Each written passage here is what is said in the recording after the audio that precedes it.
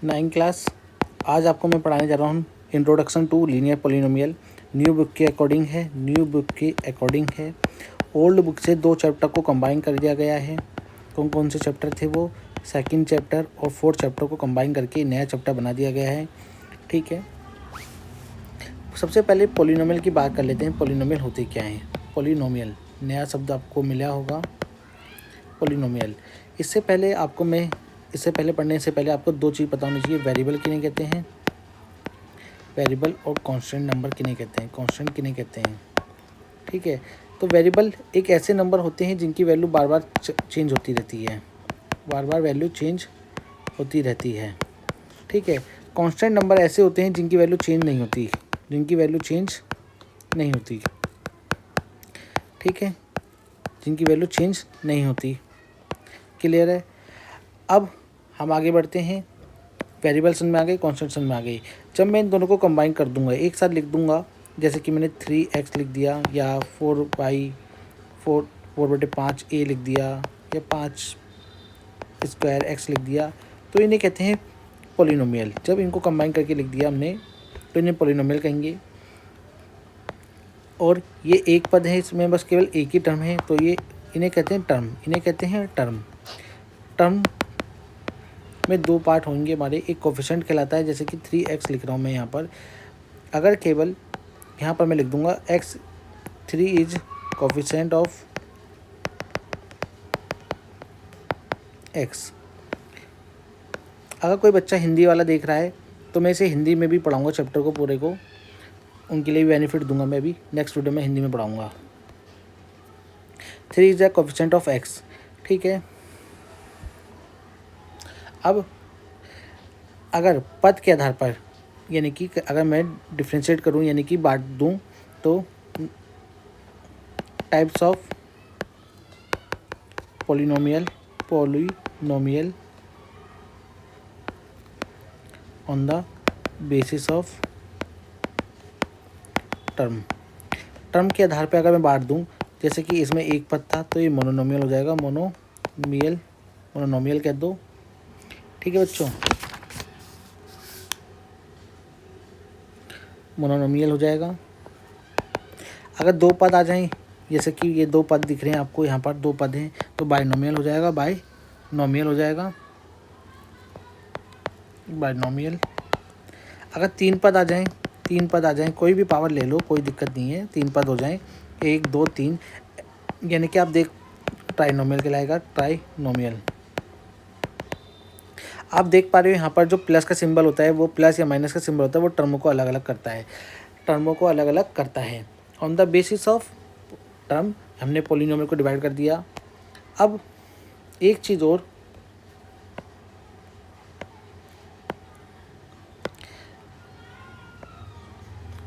ठीक है, एक चीज़ और, ये हमारा हो गया पॉलिनोमियल। ठीक है, एक जीरो पॉलिनोमियल होता है, वो बताऊंगा। वो होता है हमारे किसके आधार पे? जब हम डिग्री पावर पढ़ेंगे।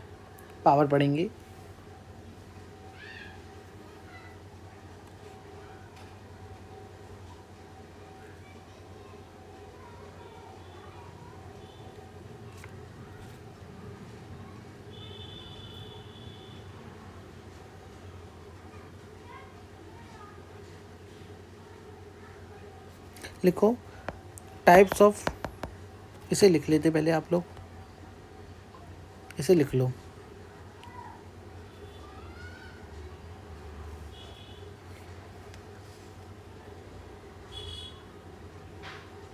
ठीक है बच्चों, अब मैं आगे बढ़ता हूँ। Types of polynomial on the basis of power, यानी कि पावर की, अगर पावर को देखना है ऑन द, उसको फिर मैं डिफ्रेंशिएट कर दूंगा, उन्हें अलग अलग कर दूंगा।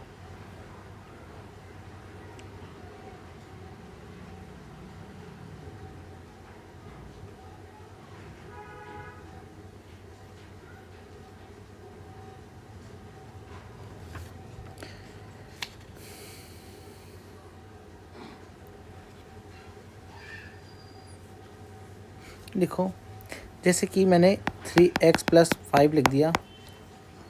मेरे पास इसका वेरिएबल कौन है, मेरे पास वेरिएबल है x।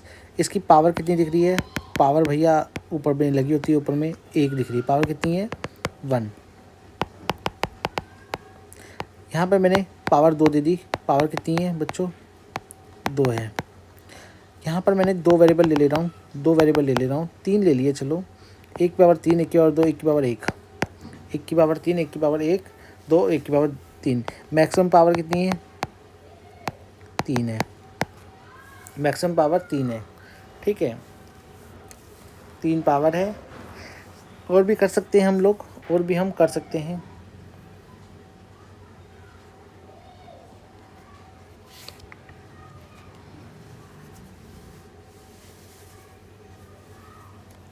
पर इसमें हमारे वेरिएबल कितने हैं, वेरिएबल है हमारे पास 3 वेरिएबल हैं, कौन कौन, x, y, z। अब देखो पावर जब भी 1 होगी, किसी की पावर 1 होगी तो वो लीनियर पॉलिनोमियल कहलाएगा, लीनियर पॉलिनोमियल कहलाएगा। किसी की पावर 2 होगी तो वो कहलाएगा क्या, वो हमारा कहलाएगा क्वाड्रेटिक पॉलिनोमियल, क्वाड्रेटिक पॉलिनोमियल। किसी की पावर 3 हो, जैसे कि इसकी पावर मैं 3 बोल देता हूँ, तो बन जाएगा क्यूबिक पॉलिनोमियल, क्यूबिक पॉलिनोमियल।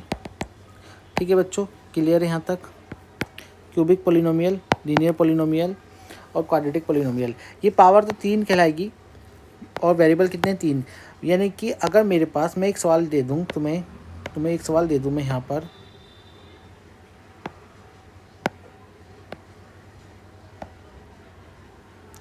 मैंने सवाल दे दिया कि 3x है और 5 है। ठीक है, इसकी पावर क्या है, सब पावर अलग अलग की अलग अलग है। इसकी 2 है और इसकी पावर, इस वाले की पावर 1 है, इस वाले की पावर 1 है, इसकी पावर 2 थी नीचे इस वाले की x की। सो मैक्सिमम पावर कितनी है, मैक्सिमम सबसे बड़ी पावर कितनी है 2।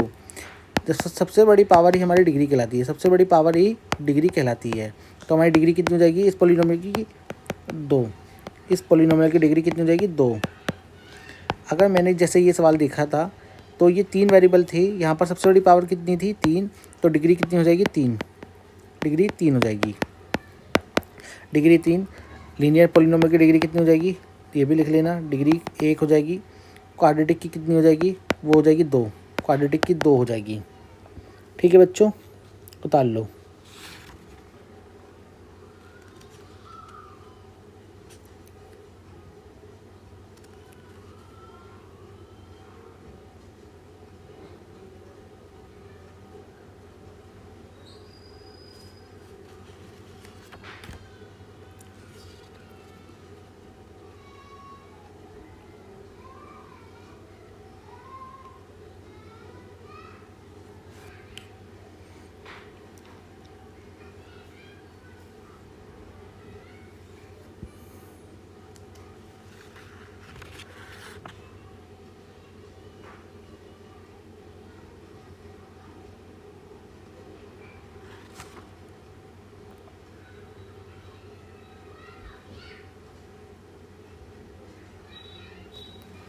ठीक है, अगर देखो जैसे मैंने केवल 2 लिख रखा है तो मैं इसे कहूँगा कांस्टेंट पॉलिनोमियल। क्या कहूँगा, कांस्टेंट पॉलिनोमियल। इसकी डिग्री कितनी होती है, इसकी डिग्री होती है 1। कैसे 1 कहेंगे भैया, आप कैसे बोल रहे हो 1 इसकी डिग्री। देखो बच्चों, मैं 2x की पावर 1 बोल सकता हूँ, नहीं x की 0 होगी, डिग्री कितनी होगी 0, 2x की पावर 0 और इसकी वैल्यू किसी की भी 0 होती है पावर तो 1 होती है, तो 2 बन जाए 2। किसी की पावर भी 0 होती है, उसकी वैल्यू 1 होती है, तो यानी कि इसकी डिग्री कितनी होगी बच्चों, कांस्टेंट पॉलिनोमियल की 0।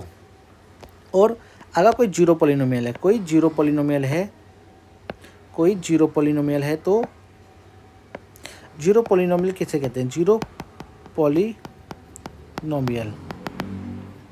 कांस्टेंट पॉलिनोमियल अलग है, 0 पॉलिनोमियल अलग है।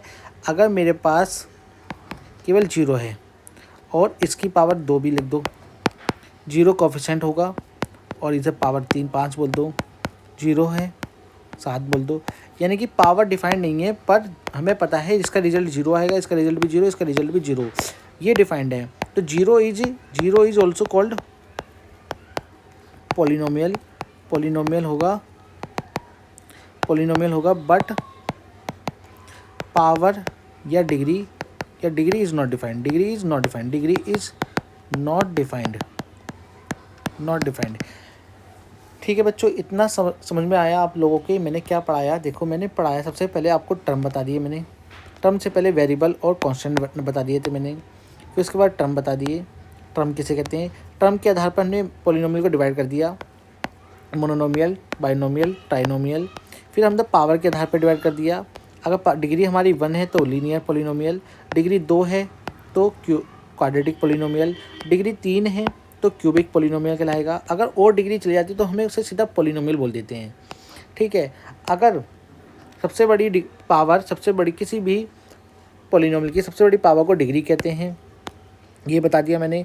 कांस्टेंट पॉलिनोमियल बता दिया कि अगर 2 या 5 या 7 या 100 लिखा भी है तो इनकी डिग्री कितनी रहती है? 0 रहती है। डिग्री 0 रहती है, ये नोट कर लेना, इंपॉर्टेंट है।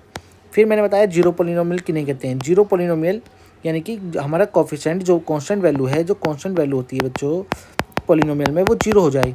और वेरिएबल हमारा कोई भी रहे, वेरिएबल की पावर कितनी भी हो कोई मतलब नहीं है, वो हमारा जीरो पॉलिनोमियल कहलाएगा। 0 लिख लो इधर, जीरो पॉलिनोमियल कहलाएगा। डिग्री इज़ नॉट डिफाइंड होगी। अब मैं सवाल उठाता हूँ ये सब मैंने बता दिया आपको। क्यूबिक बता दिया, क्वाड्रेटिक बता दिया और लीनियर पॉलिनोमियल बता दिया, ये सब बता दिए मैंने। कांस्टेंट पॉलिनोमियल बता दिया आपको, यूनिवर्सल, ये सब 1 वेरिएबल के सब बता दिए। अब सवाल करते हैं बच्चों, सवाल करेंगे अब एक्सरसाइज 2.1 न्यू बुक के अकॉर्डिंग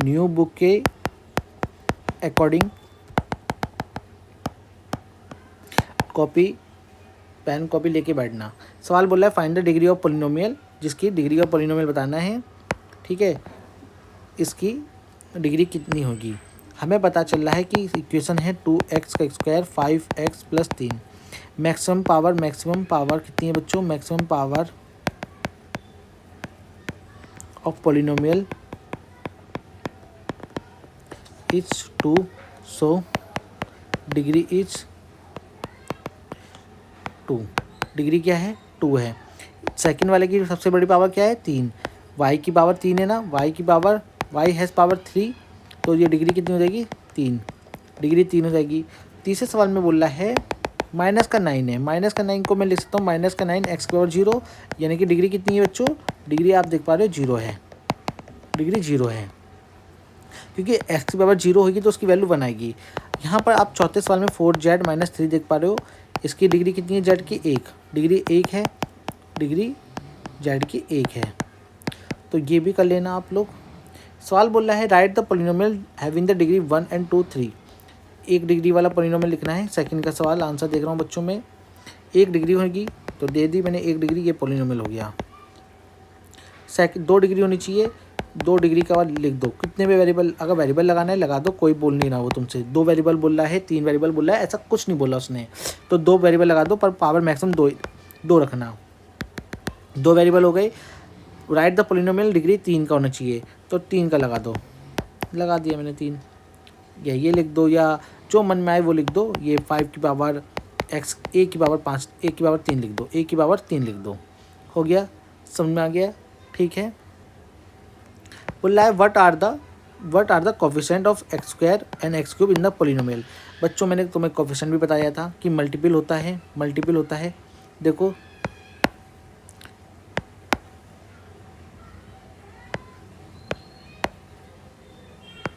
ठीक है, मल्टीपल होता है। इसे मिटा रहा हूँ मैं,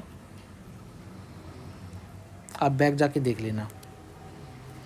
2 से 3 वीडियो में आपका ये चैप्टर भी कंप्लीट करा दूंगा मैं। पहला मैं करा ही चुका हूँ। बोल रहा है what are the coefficient of x square का कोफिशिएंट क्या होगा और एक्स क्यूब का क्या होगा। पॉलिनोमियल है एक्स की power 4, 3x cube 6x square minus 2x plus 7। हमारा टर्म है ये वाला, ये है, और ये वाला ऊपर है, ये वाला ऊपर है। तो coefficient of x square is कितना है? 6, और नीचे वाले में कोफिशिएंट ऑफ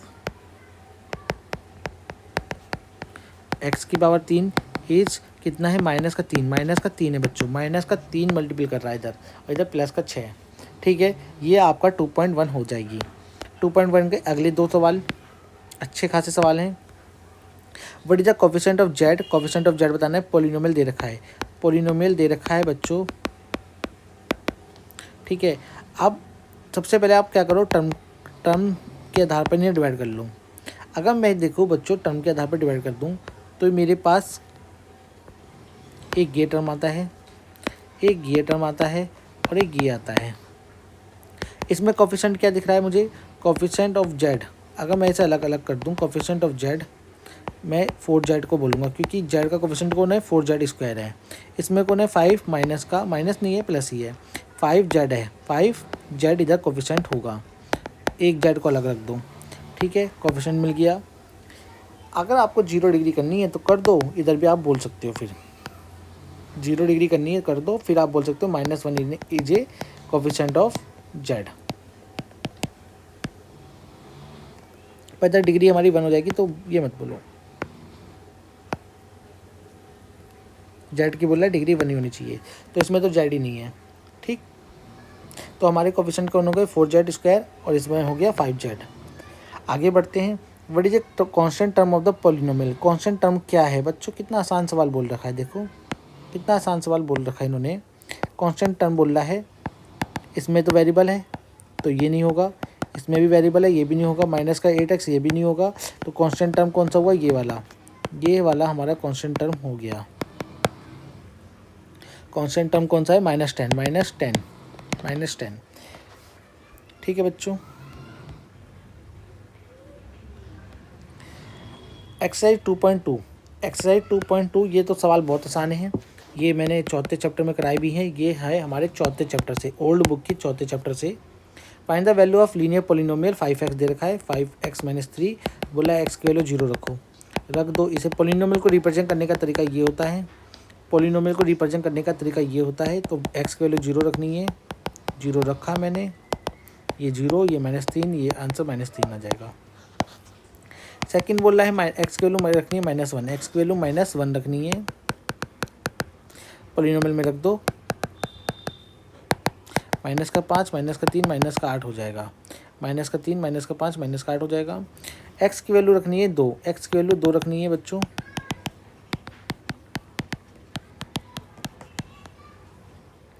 -3 है, 5 दूनी 10, 10 में से 3 गए 7, ये आंसर हो जाएगा बच्चों, ये अपना आंसर हो जाएगा।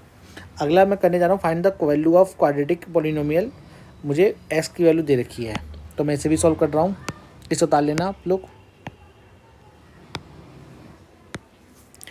Find the value of quadratic polynomial दे रखा है 7s², 4s और 6।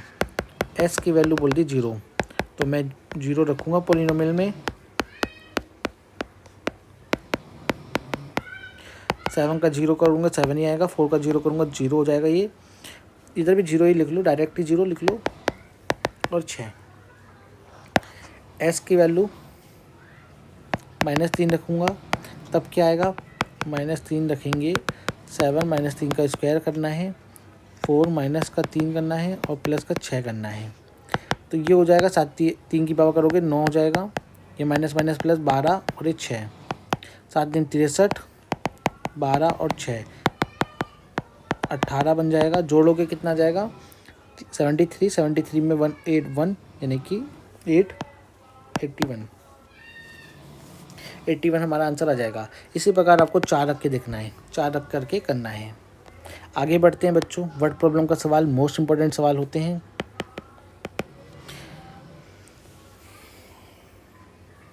The present age of the Salil's mother is 3 times the Salil present as.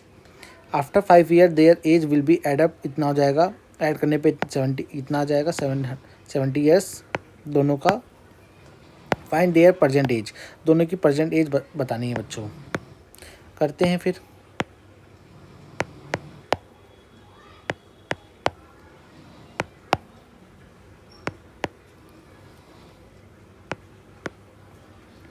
Late present age of Salil. Salil की कितनी मानोगे, x मानोगे। And according to question present age of mother. Mother की कितनी हो जाएगी, वो हो जाएगी हमारी 3 टाइम्स है, तो 3 टाइम्स ऑफ सलील की हो जाएगी। आफ्टर 5 ईयर्स, आफ्टर 5 ईयर्स सलील एज कितनी हो जाएगी, सलील की एज x+5। मदर की कितनी हो जाएगी, मदर एज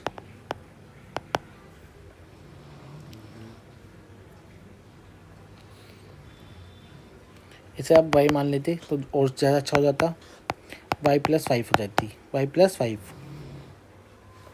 ठीक है बच्चों, या 3x+5 लिख लो, कोई दिक्कत नहीं है।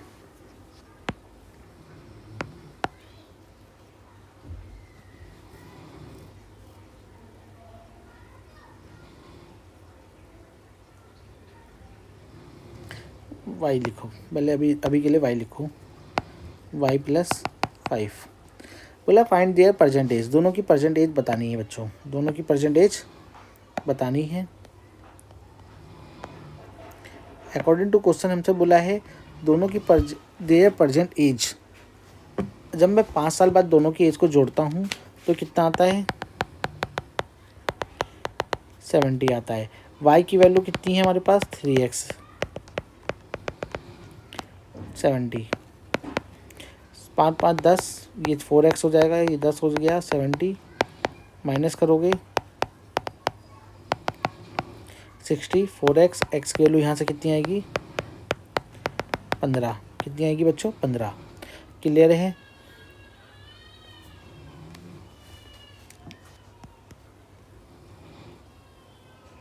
ठीक, मदर एज कितनी हो जाएगी फिर, मदर एज 15 के 45, क्योंकि 3 गुना बड़ी थी, 45 साल की, 3x था ना। अब वो बोला है दोनों की प्रेजेंट एज हमारे आ गई है। अब मैं चेक करना चाहूँ, चेक कर सकता हूँ, कैसे चेक करेंगे। उन्होंने बोला था दोनों की 5 साल बाद जब एज जोड़ोगे तो 70 आएगा, तो 15 में x 5 जोड़ दो, 20 ही हो जाएगा। 45 में 5 जोड़ोगे कितना आएगा, 50। दोनों को जोड़ोगे 70, यानी कि हमारा आंसर सही है, हमारा आंसर सही है। आप इसे ऐसे उतार लो, आप इसे ऐसे उतार लो, उतार लो, स्क्रीनशॉट ले लो बच्चों। अगला कराने जा रहा हूँ मैं इसके बाद। सवाल बोल रहा है चौथा, द डिफरेंस बिटवीन द, अच्छा ये और भी है किसकी, हाँ 5 6 7, यानी कि 5 6 7 बाद में वीडियो डालूंगा मैं इनकी। The difference between the two positive integers is 63 and the ratio of two integers is 2:5. Find the two integers. Let first integer is x. So second integer क्या हो जाएगा बच्चों, अब कितना डिफरेंस था, यानी कि दो पॉजिटिव इंटीजर्स का जो डिफरेंस था 63 था, तो 63 हो जाएगा। वो दूसरा वाला 63 ज़्यादा होगा ना, ज़्यादा होगा पहले वाले से। और द रेशियो दे रखा है, लेट रेशियो ऑफ इंटीजर्स दे रखा है कितना, 2:5। फर्स्ट रेशियो कितना हो जाएगा, तो फर्स्ट एंड सेकंड नंबर का रेशियो जो हो जाएगा वो हो जाएगा 2k मान लो और 5k, यानी कि x + x + 63, x + x + 63 हो जाएगा। अगर मैं k से k काट दूँ, k से k काट दो, क्रॉस मल्टीप्लाई कर दो, तो ये आपके पास कितना आ जाएगा बच्चों। एक तरीका ये है, ये तरीका मत करो, चलो क्रॉस मल्टीप्लाई वाला मत करो, अच्छा तरीका से करता हूँ।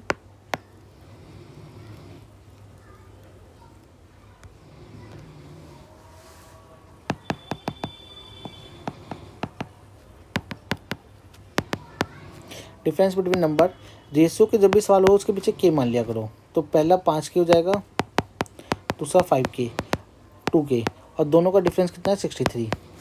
दोनों का डिफरेंस 63 है, यानी कि 3k की वैल्यू जो आ रही है वो 63 है, के की वैल्यू जो आएगी बच्चों वो आएगी कितनी, 2 और 1 21। तो पहला नंबर जो हो जाएगा बच्चों हमारे पास, जो पहला नंबर जो हो जाएगा वो हो जाएगा, फर्स्ट इंटीजर जो हो जाएगा वो हो जाएगा 2 इंटू 21 42 हो जाएगा। और सेकंड नंबर जो आएगा हमारे पास, सेकंड इंटीजर जो आएगा 5 इंटू 21 यानी कि 5 5 दूनी 10, माइनस कर लो,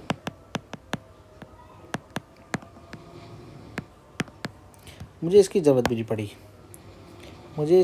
भी नहीं पड़ी, मैंने रेशियो की मदद से ही सवाल को सॉल्व कर दिया। एक तरीका ये भी अच्छा होता है, जो करा रहा था वो भी अच्छा था, उसमें क्रॉस मल्टीप्लाई करनी होती, तो मुझे ये ज़्यादा अच्छा लगा तो मैंने ये करा दिया।